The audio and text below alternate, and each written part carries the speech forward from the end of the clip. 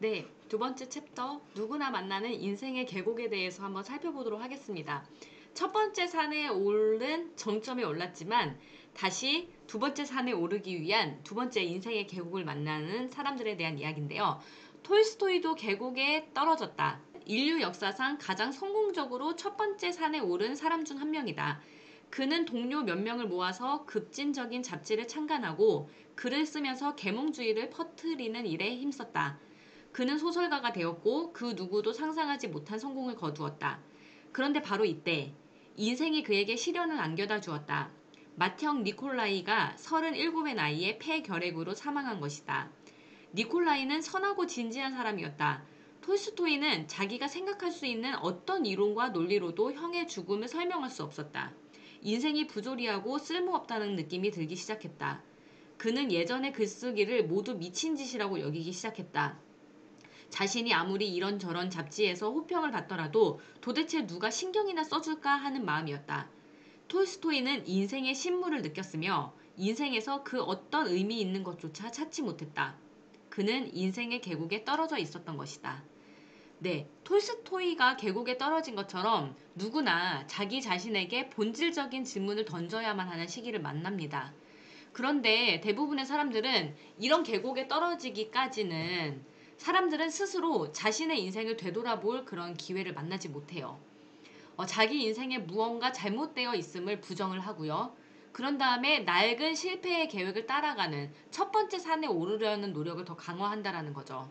하지만 이런 모든 것이 실패하고 나서야 비로소 자신의 인생에 대해서 생각을 바꿀 필요가 있음을 인정한다고 합니다. 그런데 이제 요즘 시대의 밀레니얼 세대들의 위기에 대해서 정말 안타까운 이야기를 하고 있는데요.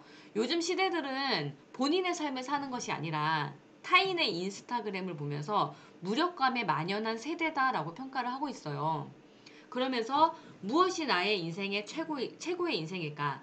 나는 무엇을 믿어야 할까?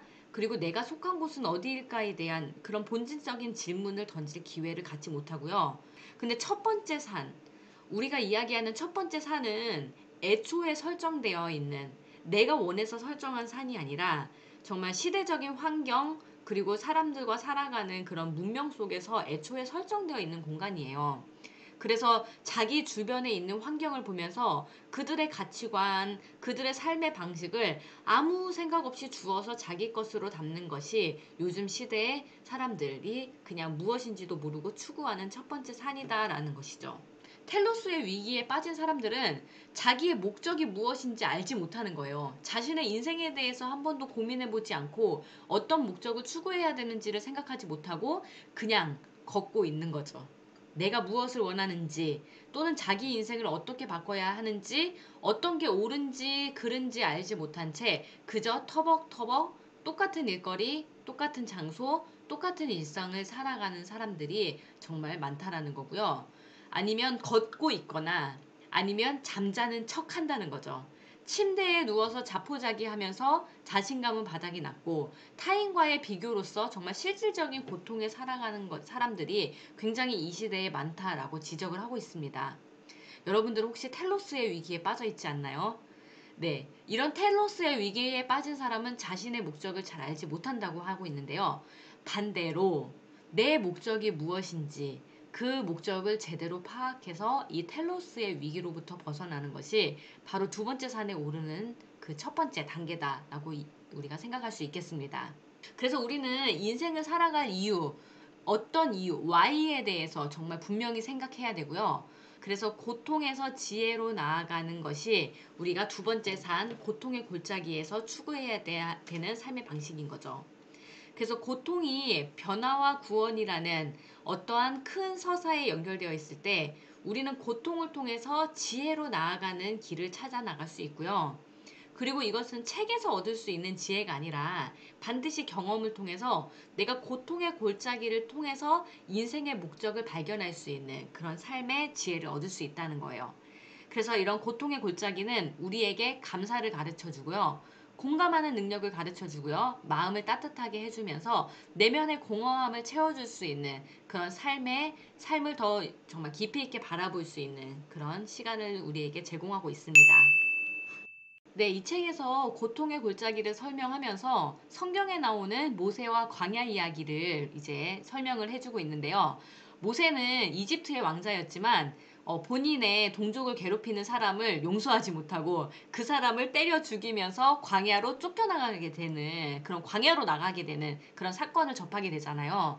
그런데 이 광야 그리고 이 책에서 설명하는 고통의 골짜기 바로 그 시기는 우리 몸에서 힘을 빼고 깊은 자아와 만남을 갖게 하는 그런 시간이라는 거죠. 자기 자신의 더 나은 모습을 만날 수 있는 그런 계기를 갖게 된다라는 거죠. 그래서 우리 대부분은 삶을 살아가는 데 있어서 자기 인생의 표면에 딱딱한 껍질, 자기 자신을 포장하기 위한 딱딱한 껍질을 만들고 살고 있습니다. 만들며 살아가고 있습니다. 그런데 이 딱딱한 껍질은 두려움과 불안정함을 숨기고 남에게 인정받고 성공을 거두기 위한 내면의 포커스가 아닌 정말 다른 사람에게 보이기 위한 그 딱딱한 껍질을 만든다는 거죠. 하지만 중요한 것은 광야라는 곳, 고통의 골짜기에서 자기 자신과 정말 대면하고요. 자기 자신의 핵심으로 다가간다라고 생각을 해보자라는 거죠. 이때 당신은 전혀 다르고 훨씬 더 원초적인 어떤 경지를 발견하게 되고요. 그 안에서 다른 사람을 보살피고 다른 사람들과 연결되고자 하는 깊은 열망을 발견하게 됩니다. 그리고 또한 자기 자신의 이 깊은 핵심을 플레로마, 충만이라고 부를 수 있다고 합니다. 그래서 우리 바로 이 자기 자신의 내면, 이 뜨거운 부분에 바로 우리의 심장과 영혼이 깃들어져 있다라는 거죠. 그래서 고통의 골짜기, 광야, 어떻게 보면 외적으로 봤을 때 이것은 우리에게 정말 축복이라고 할 수는 없겠지만 그 시간 동안 깊은 자아와 대면할 수 있다라는 것은 정말 우리에게 주어진 정말 멋진 기회이자 축복이다라고 할 수 있겠습니다. 네, 다음 챕터인 네 가지 헌신의 결단을 한번 살펴보면요. 우리 직업에 대해서, 우리 결혼에 대해서, 철학과 신앙에 대해서, 그리고 공동체에 대해서 이 두 개의 산에 대한 그 개념의 정립이 어떻게 적용되는지 한번 살펴보도록 하겠습니다. 우선 직업에 대해서 살펴보면요. 직업, 소명으로서의 직업은 어디에서 비롯되는가? 네, 소명으로서의 직업 찾기는 우리가 일반적으로 생각하는 커리어와는 전혀 다른 삶의 선택 방법이 완전히 다르다라고 이야기를 합니다. 커리어라는 거는 내가 무엇을 잘할까? 그래서 내가 좋은 교육을 받고 자기 역량에 투자하고 전문적인 기량을 닦고 기회, 최대의 보상을 추구하는 것이 커리어.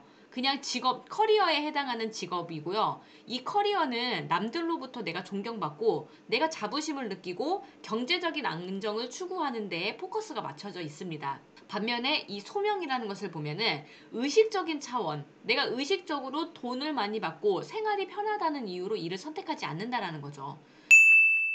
최고의 교육은 최상의 욕구를 가르친다. 우리가 잘 알고 있는 경영의 신 피터 드러커가 이런 이야기를 했습니다. 리더십은 다른 사람의 전망을 더 높은 경지로 끌어올리는 것이고 이 사람의 성과를 더 높은 수준으로 끌어올리는 것이고 그 사람의 인격을 통산적인 한계를 초월해서 형성하는 것이다. 정말 한 사람을 더 높은 경지로 끌어올리는 것이 리더십의 포커스다라고 이야기를 하고 있는데요. 그런데 이제 여기서 중요한 게 최고의 교육이라는 것은 정말 훌륭한 교육, 이 사람을 정말 좋은 그런 커리큘럼을 갖고 교육하는 것도 중요하겠지만 그보다 더 중요한 게 이 사람 내면에 갖고 있는 최상의 욕구를 끌어올릴 수 있는 것이 최고의 교육이라는 거죠. 이 책의 저자인 데이비드 브룩스는 미국의 이제 시카고 대학을 나왔는데 시카고 대학이 그 노벨상의 왕국이라고 할 정도로 정말 이제 명문대거든요. 근데 이제 사람들이 이 시카고 대학을 평가할 때 모든 사람이 시카고 대학교와 같은 대학교는 뇌를 잘 훈련시켜서 매우 똑똑한 인재를 길러낸다고 말합니다. 뇌가 아니라 심장과 가슴을 훈련시키는 일이었다라는 것이죠. 그래서 우리가 뇌를 훈련한다. 사실 이거는 그냥 제가 느끼기에 뇌를 훈련한다는 거는 첫 번째 산이 아닐까요? 하지만 심장과 가슴을 훈련시키는 일은 첫 번째 산이 아닌 두 번째 산에서 만날 수 있는 정말 그런 훈련 방법이다라는 생각이 듭니다. 이 책에서 시카고 대학을 소개를 하길래 시카고 대학 하면서 10년 전에 읽었던 리딩으로 리드 하나가 생각이 나더라고요. 노벨상 3류 학교에서 시카고 대학이 노벨상 왕국이 된 사연에 대한 이야기가 나옵니다. 그래서 여기 보면 제가 이 책 잠깐만 설명을 좀 드려보면요. 시카고 대학을 노벨상 왕국이라고 한다. 그런데 시카고 대학이 노벨상 왕국이 된 데에는 항존주의 교육 철학의 시조인 로버트 허친스 총장의 공적이 컸다. 로버트 허친스 총장은 1890년 이때 창설된 후 별 볼 일 없는 대학으로 1929년까지 유지되어 오던 시카고 대학에 로버트 허친스 박사가 총장이 되면서 이때부터 중요합니다. 교양 교육의 일환으로 고전 100권을 각 분야에서 읽도록 했다라는 것이죠. 그래서 그런 교육의 성과를 통해서 엄청나게 많은 그런 노벨상 수상자가 나오게 되었다라고 이야기를 하고 있습니다. 그래서 인문고전 독서의 광신도라 할 수 있는 로버트 허친스가 시카고 대학의 제5대 총장에 취임한 이후로부터 시카고 플랜, 인문고전 독서에 정말 초점을 맞춘 그런 시간을 보내면서 이 노벨상 왕국, 인문고전을 통해서 내면의 자신과 정말 끊임없이 만나는 것이죠. 그런 끊임없이 내 자신과 만나면서 뇌가 아닌 심장과 가슴이 훈련된 그런 학생들이 노벨상 왕국을 만들지 않았을까라고 생각을 해보게 됩니다. 최고의 교육은 최상의 욕구를 가리킨다. 우리 뇌가 아니라 심장을 교육하는 것에 포커스를 맞춘 그런 방식을 살펴보니까요. 더 높은 사랑을 향해 나아가라. 기쁨은 자기 욕구를 충족하는 데 있지 않고 자기 욕구를 바꾸어서 최상의 욕구를 가지는 데 있다. 그렇게 교육을 잘 받은 인생은 더욱더 높은 사랑을 향해 나아가는 여정이라는 거죠. 우리가 인생을 추구하는 데 있어서 성공, 목적도 중요하지만 더 많은 사랑을 통해서 사람들과 정말 그런 것을 나눌 수 있는데 포커스를 맞추는 것도 참 가치로운 삶이다라고 생각이 됩니다. 이 책의 저자인 데이비드 브룩스는 유대인의 가정에서 자라난 유대인이더라고요. 이 어려서부터 이런 이야기를 듣고 자란 거예요. 더 나은 미래를 상상하고 또 건설하라. 다른 사람이 우리를 파괴하도록 내버려 두지 마라. 약속의 땅에서 성공하라. 그리고 우리는 세상을 함께 창조해야 한다는 명령을 받고 있다. 우리는 신이 시작한 것을 마무리해야 한다는 명령을 받고 있다. 열심히 일하고 좋은 행동을 함으로써 우리는 함께 구원받는다라는 그런 사고방식을 어려서부터 듣고 자랐다라는 것이. 그런데 이제 유대인의 가정에서 유대인의 환경으로 커온 이 저자가 어느 날 아침 출근길에 이런 감정을 느끼게 되었대요. 매일같이 다니던 출근길, 갑자기 모든 것에 환한 조명으로 비추어지는 것 같고 모든 사람 간에 무선 전파로 연결되었다는 감정에 사로잡혔다. 우리 모두를 자기의 작은 한 부분으로 거느리고 있는 어떤 근원적인 영혼이 존재함을 느꼈다. 존재하는 모든 사람들의 영혼과 영혼이 연결되어 있을 가능성을 대면하고 만약 영혼이 존재한다면 보살핌과 사랑의 행동을 통해 그 영혼들을 우리 안으로 불어넣는 무언가가 존재한다는 믿음으로 한순간에 도약하는 일은 얼마든지 이루어진다 라는 감정을 느꼈다라는 것이죠. 그래서 우리는 모두가 각자 개인이지만 모두가 근원적으로는 연결이 되어 있다라는 거죠. 그래서 첫 번째 산에서 추구하는 개인이 아니라 정말 함께 나누어야 할 우리는 모두가 연결되어 있기 때문에 그 근원, 뿌리를 우리가 포커스를 맞추어야 된다라고 우리가 이야기를 할 수 있겠네요. 개인주의를 넘어서 관계주의로 인간관계에 있어서 헌신 그리고 심장과 영혼의 욕구를 중심에 둔다면 심장은 나 혼자가 아니라 다른 사람들과 하나로 융합되기를 원하는 우리의 한 부분이라는 거죠. 그래서 이 두 번째 산을 읽으면서 제 마음속에 이런 질문을 던지게 됩니다. 나는 올바른 것을 올바른 방식으로 사랑하도록 나의 감정을 잘 교육시켰는가?